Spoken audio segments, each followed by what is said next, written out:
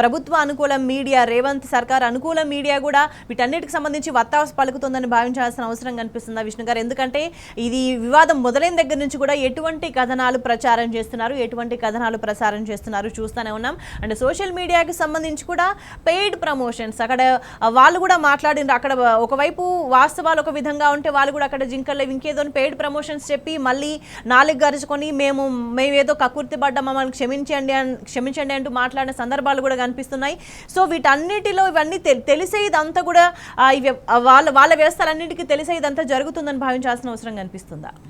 మీరు గత 16 నెలల నుంచి చూడండి, ఏదైతే మెయిన్ స్ట్రీమ్ మీడియా ఉందో, ఏదైతే మెయిన్ స్ట్రీమ్ ఎలక్ట్రానిక్ మీడియా కానీ ప్రింట్ మీడియా కానీ చాలా మటుకు ప్రభుత్వానికి అనుకూలంగానే వాళ్ళు పనిచేస్తున్నారు, వాళ్ళు వార్తలు రాస్తున్నారు. నిజంగా గ్రౌండ్లో ఏదైతే ప్రజలు సమస్యలు ఎదుర్కొంటున్నారో వాళ్ళ సాధక బాధకలు ఏవవుతున్నాయో అవి చూపించట్లేదు. ఎందుకంటే సరే వారిని భయపెట్టించిర్రా, వేరే లాలూచి ఏమన్నా చూపించిందా, రేవంత్ రెడ్డి గారి ప్రభుత్వం వాళ్ళని లొంగ తీసుకుందా, అదేదో జరిగింది. కానీ సోషల్ మీడియా విషయానికి వచ్చే వరకు social media is a free platform, digital media. ప్రతి ఒక్కరికి ఫోన్ ఉంది. జరిగింది ఇప్పుడు ఏవైతే విజువల్స్ వచ్చినాయో, నెమళ్ళు ఏడవడం కానివ్వండి, లేకపోతే జింకలు చనిపోయినాయి కానీ, ఇట్లాంటి విజువల్స్ అన్నీ అక్కడ విద్యార్థులే చెప్తున్నారు. మేము మా ఫోన్లలో డేట్ టైం స్టాంప్తో పాటు మేము రికార్డ్ చేసి సోషల్ మీడియాలో పెట్టినామని చెప్పి. ఈ రేవంత్ రెడ్డి గారి ప్రభుత్వం ఇది ఏఐ ద్వారా కృత్రిమంగా సృష్టించిన ఇమేజ్ అని చెప్తే కూడా నిన్న మొన్న ఏదైతే జింకలు చనిపోయిన వీడియోస్ వచ్చినాయో విద్యార్థులు తెలివిగా ఆ రోజు న్యూస్ పేపర్ పెట్టుకొని కెమెరాలో ఫస్ట్ న్యూస్ పేపర్ షూట్ చేసి దాని తర్వాత అక్కడ విజువల్ షూట్ చేస్తున్నారు. ఎందుకంటే రేవంత్ రెడ్డి గారి ప్రభుత్వం గతంలో కూడా క్రిస్టల్ క్లియర్గా చెప్పినారు అక్కడ జింకలు లేవు, వైల్డ్ లైఫ్ లేదని చెప్పి. కానీ ఇక్కడ జరిగేది ఏంది రియాలిటీ అనేది విద్యార్థులు కూడా షూట్ చేస్తున్నారు.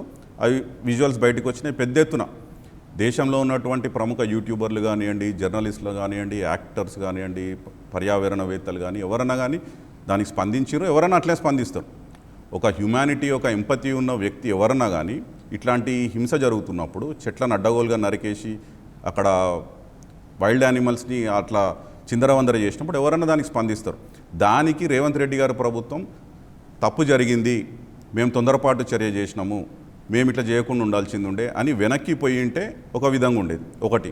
రెండవది, ఎవరు ఏది మాట్లాడినా ఎవరు ఏది చేసినా మీరు చూడండి 16 నెలల్లో మూసీ సంబంధించి హైడ్రాకి సంబంధించి అయితే బుల్డోజర్లు తీసుకుపోయి ఇల్లు కూలగొట్టినారో అక్కడ 30 సంవత్సరాలు 40 సంవత్సరాల నుంచి నివాసం ఉంటూ రూపాయి పోగేసుకొని ఒక చిన్న ఇల్లు కట్టుకున్న వాళ్ళు ఏడుచుకుంటూ ఈ ప్రభుత్వానికి శాపనాదారాలు పెడుతుంటే దాన్ని కూడా తీసుకొచ్చి ఇది బీఆర్ఎస్ పార్టీ చేయిస్తుంది, వాళ్ళని పెయిడ్ ఆడిట్లను తీసుకొచ్చి చేపిస్తుంది అని చెప్పి చిన్నగా చేసి మాట్లాడింది.